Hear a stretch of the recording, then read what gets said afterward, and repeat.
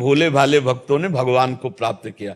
एक कुछ होते हैं सच्चे मार्ग के प्रतीक और कुछ होते हैं पाखंड करने वाले। तो एक पाखंडी गांव के बाहर ऐसे तिलक विलक रचना की और देखा कि लोग जो है गाय चरा रहे हैं, तो थोड़ा ऐसे ऐसे, तो एक भोला आदमी आया और कहा, प्रणाम किया और कहा, संत भगवान, तो गांव मांगने जाना था इसलिए तिलक विलक लगा लिए। बोले, संत भगवान ऐसे क्या करते हो? तो बोले, ऐसे भगवान के दर्शन हो जाते हैं। और वो भोला आदमी, वो जो ही गए सो तालाब में नहाया और जैसे जैसे चिन्ह बनाए थे तिलक के वैसे चिन्ह बनाए। अच्छा, वो तो नाटक कर रहे थे, पकड़ के सांस ले रहे थे, बस ऐसे पकड़े और वो सीधा आदमी सीधे बंद कर लिया, सीधे बंद करके कि भगवान दर्शन दो, भगवान दर्शन दो, भगवान दर्शन। भगवान अब मिनट भर तो जो प्राणायाम करते हैं वो रोक सकते हैं, इसके आगे तो प्राण फिर व्याकुल होकर निकलने लगेंगे। 1 मिनट में भगवत प्राप्ति उसको हुई। भगवान मुझे दर्शन दो, क्योंकि वो बताया ना ऐसे करने से भगवान के दर्शन। तो भगवान ने हाथ हटाया, भगवान कहो सो कहां जहां प्रभु नाई, कमर में फेंट बंधा हुआ, बंसी, बाल गोविंद रूप। जेउस ने देखा, बोले, आप कौन है? हमारी नाक से जो हटा। बोले, हम भगवान हैं। बोले, हमने तो कभी देखा नहीं, हम तो जानते नहीं। अब आप भगवान, इस बात का प्रमाण हमारे वो गुरु जी देंगे जो अभी गए। अरे बोले, वो पाखंडी, वो जिंदगी में हमें कभी नहीं पा सकता है, वो केवल मांगने के लिए तिलक। बोले, आप हमारे गुरु की निंदा मत कीजिए, देखो निष्ठाएं होती। और भगवान से कहा कि हम तब मानेंगे आप भगवान हो जब हमारे गुरु जी आके कह देंगे यही भगवान है। तो बोले, ले वाला अपने गुरु जी को, तब तक हम यही। बोले, बड़े चतुर हो, भाग जाओगे, ऐसे हम नहीं। अपना गौछा उतारा और भगवान को एक पेड़ में बांधा। भगवान भक्ताधीन, यशोदा मैया ने रस्सी से बांधा ना उखल में, भक्ताधीन मना पूज्यो भक्ता नाम भयंकरा। अब वो गया तो गांव में वो मांग रहे थे, उनका गुरुजी, जिस क्रिया से आप भगवान के दर्शन कर रहे थे हमें भगवान मिल गए, बस तुम्हें ये बताना कि यही भगवान आए हैं आप वाले कि ना आए। अब उसको तो कभी भगवान से कोई मतलब ही नहीं था। तो और उनका, हाँ वही थे वही थे। बोले, नहीं आपको चलना पड़ेगा, वहां बताना पड़ेगा। अब वो भगवत साक्षात्कार किए बालक उसकी आज्ञाओं नहीं टाल सके। वो नजदीक आए, बोले, देखो वृक्ष में तो अंगूछा भर बंधा, उनको दिखाई दे रहा था भगवान ने। तो उनका, बेटा तुमसे सही बतावें, हम कोई भजन नहीं करते, हम कोई साधु महात्मा नहीं, हम भेष बनाकर भीख मांगते हैं, अपने परिवार का पोषण करते हैं। तो उन्होंने भगवान से कहा, भगवान जब हमारे गुरु ने हमको शिक्षा नहीं दी और इशारा मात्र से आपकी प्राप्ति हो, तो आप हमारे गुरु को भी दर्शन कराओ।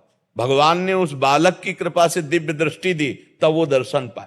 कितने ऐसे प्रसंग भरे पड़े हैं कि भोले जनों को भगवान ने संत संग या कोई संत का नाटक भी किए, उसी के संग से भगवत प्राप्ति हो गई। तो संत संग बड़ा दुर्लभ है, भगवान की कृपा से प्राप्त होता है। और जब द्रव्य दीन दयालु राग हो तो साधु संगत, पर संतों पर विश्वास होना उससे दुर्लभ की बात है। और संतों की आज्ञा पालन कर लिया तो अमोघस्य निश्चित परिवर्तन हो जाएगा, निश्चित मंगल हो जाएगा। तो राधा बाबा बहुत उच्च कोटि के महापुरुष हैं, इसलिए वो शोध कर बात कह रहे हैं कि अगर संत संग हो गया, अब मोहि भाव भरोसा हनुमंता, बिनु हरि कृपा मिले नहीं संता, जो प्रभु मोहि अनुग्रह कीना। अगर प्रभु ने एक बार कृपा कर दी तो कंजूसी थोड़ी करेंगे, अब वो भगवत प्राप्ति करा के ही छोड़ेंगे। संत संग का मतलब है इस जन्म में मेरा परम मंगल होगा, परम कल्याण होगा, तभी संत संग मिला है। नहीं आजकल तो संत तो कोई भी अपने आगे लगा लेता है, पर वास्तविक संत होना जो भगवान के निरंतर चिंतन में लगे हैं,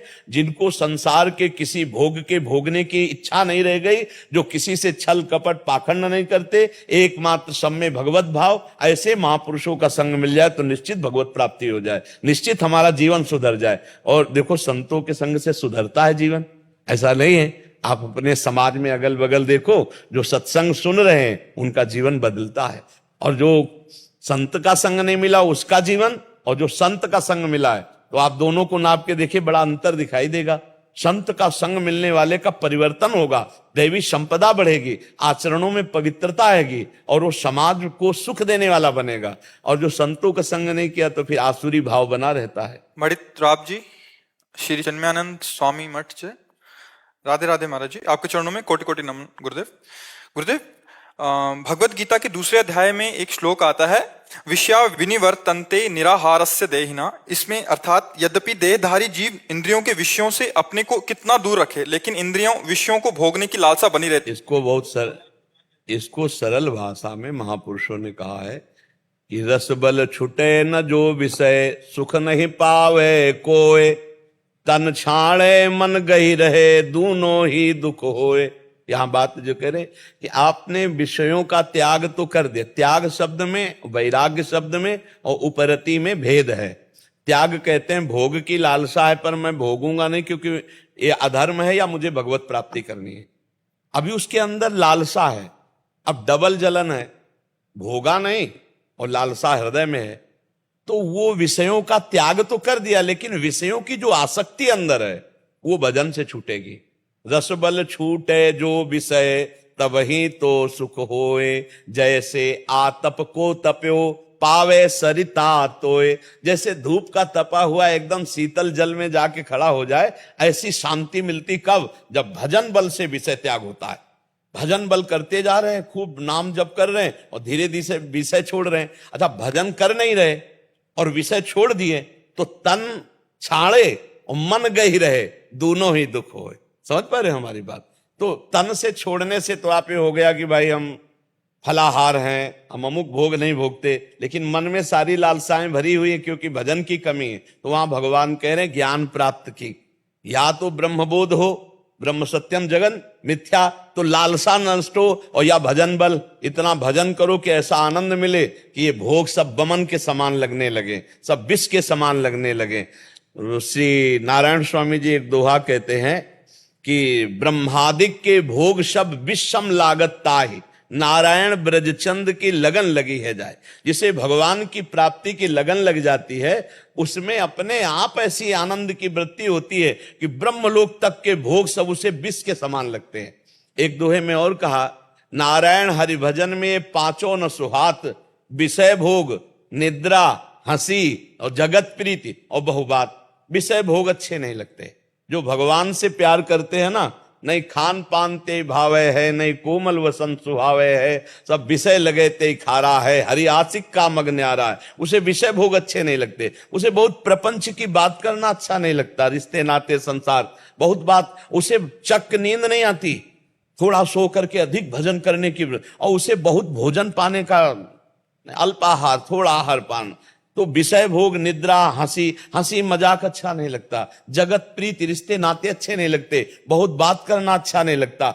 अब अपने आप अच्छा नहीं लग रहा है, ये एक है, और एक है कि अच्छा लग रहा है पर हम त्याग किए हैं, तो वो बात ज्यादा दिन नहीं चल पाएगी, वो गिरा देगी, क्योंकि अंदर उसके प्रति लगाव है, सुख बुद्धि है। वहां भगवान कह रहे जो विषयों का निराहार रह करके त्याग कर देता है पर उसकी आसक्ति का त्याग नहीं कर पाता, वो आसक्ति भजन बल से जाएगी। खूब नाम जप करो, शास्त्रों का स्वाध्याय करो, संतों का संग करो, तो आसक्ति देखो।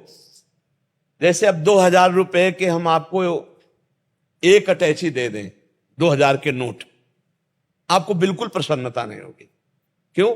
आपको पता है व्यर्थ है, बेकार है, आएगा ना। ऐसे ही जब सच्चिदानंद से आनंद मिलता है तो यहां का हर सुख बेकार नजर आता है। वो असली त्याग है जो बेकार की तरह त्याग हो। जैसे 2000 का नोट पड़ा हो, आप झुकोगे नहीं, लेकिन 500 का पड़ा हो तो झुक जाओगे, क्योंकि वो प्रयोग में आ रहा है, 2000 का प्रयोग में नहीं आ रहा है। तो ऐसे ही जो भजनानंदी है, वास्तविक जिसे भगवान का आनंद मिल गया, तो इस माया के आनंद की तरफ उसकी दृष्टि नहीं रहती। सच्चा त्यागी वो है, भले वो माया के बीच में है लेकिन उसकी दृष्टि ही नहीं है उधर। अब हम भले दूरी बनाए हैं लेकिन हमारी दृष्टि में वो सुख है, तो वो ज्यादा दिन टिकाऊ सुख नहीं, उसे दम्भ कहा जाता है। अंदर से तो चाहते हो, बाहर से त्याग किए हो तो ज्यादा दिन नहीं टिक पाओगे। इसलिए भजन में लगो, अंदर की चाह मिटा दो, बाहर से भले पास बैठा रहे कोई फर्क नहीं पड़ता है। बाहर से हमारे पास सब विषय हो और अंदर से भोगने की चाह न हो, यही सच्चा त्याग है। अगर ये नहीं हुआ तो फिर नाटक ही हो जाएगा, फिर ज्यादा दिन वो टिक नहीं पाएगा। समझ पा रहे प्रभु? प्रियंका सिंह जी, नोएडा से। राधे राधे महाराज जी। महाराज जी, आपसे प्रश्न है कि मुझे अकाल मृत्यु से बहुत भय लगता है, जबकि ये जानते हुए कि सब प्रभु की माया है और जो वो चाहेंगे वही होगा, लेकिन अकाल मृत्यु से का, कैसी भी मृत्यु, मृत्यु से सबको भय लगता है। क्यों? मृत्यु से भय नहीं लगता।